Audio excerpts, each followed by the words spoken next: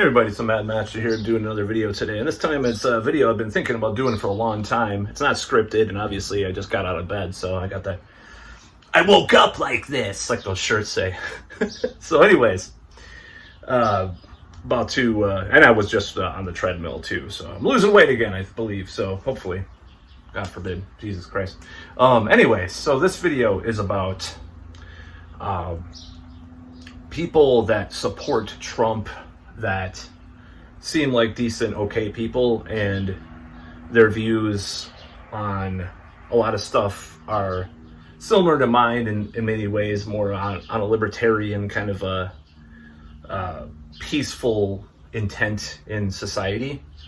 And specifically, I'm talking about people like Alex Jones in some ways, or 6 and Hammer 666, people that have more reasonable views versus the more cringe views of like some of the kind of tradcon, militaristic neocon kind of people that unfortunately Trump did have in his administration, and some of the more corrupt types. So do I think that having these types of people pontificate upon things with Trump, or even talk to him, would have a good influence on a possibly inevitable second Trump administration? I do, because there's always been this element of the Trump thing, is that as much as people don't want to hear this, on both the left and the right, including his supporters, he's very influenced by people that are around him or talk to him.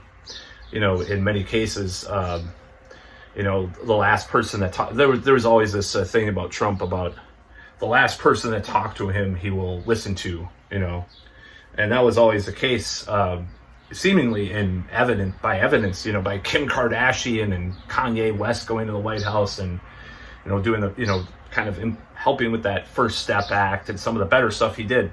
Now, liberals and the left never wanted, this is why I believe some of the conspiracy stuff about Trump, because liberals and the left, regardless of Trump's crimes, which unfortunately, if you put a microscope on anybody in Washington, D.C., you'll find crimes, you'll find a lot of the stuff that he did on businesses and stuff. They get away with stuff all the time.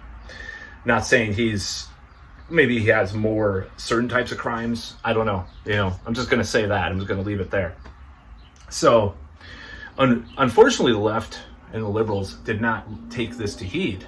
You could have had people going in there and telling him, oh, I love you, Trump, and, having some actual liberal policies and stuff, like, dare I say, they could have done that. But I don't think that's why they're threatened by.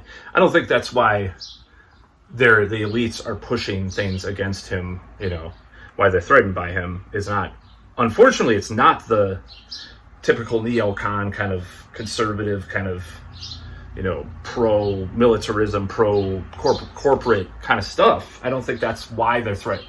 I don't think that's what the stuff that he talks about, that he's pro on that side. I don't think that's what they're threatened by, why they're threatened by him. But if they were, they could have done that. Hollywood elites could have gone on there and hung out with him, not just Kid Rock and Ted Nugent or whatever, So, in this case, when 6 and Hammer says, I don't like this war policy that Biden is pushing, or, dare I say, I think he's a closet, I think in a lot of ways he's a closet liberal, at least on, like, the military-industrial complex stuff. He's very much, like, talked about, he's like, I don't support either side of Israel or Palestine, but then proceeds to talk about how, doesn't talk about the bad stuff about Palestine. I'm not saying, I think he's kind of a crypto liberal in some ways. He talked about food stamps one time. Anyways, this is not about 6 and Hammer and my weird, liking of his videos versus like questioning some of the stuff, or Alex Jones for that matter. I know Alex Jones did predict all these new things that would happen, last year that didn't happen. So whatever. His takes on Israel-Palestine, I support, I'm talking about Netanyahu and his son recently. So when you have people like this in the Trump camp, things can be reasonably better if they have a louder voice, and versus, Richard Spencer, or who doesn't like Trump now, but or what's that guy's name, Fuentes or whoever, those guys. You have people like Jones or Six Hexenhammer, or Rand Paul or Thomas Massey, or hell, you even had Kim Kardashian go. I believe she went to the White House with Kanye West at the time. People like that go into the White House and just kind of talking to him about these things. They have to kiss his ass, of course, but still, when you have those more reasonable people that support him, the more reasonable contingent, if they can get their voice heard, I think they should. And I think it does bode well to the positives of a second term if these people have a loud enough voice. And that's all this video is about. So that's what I'm saying. Feel free to disagree. I don't care. I really don't care at this point. Anyways, that's about all.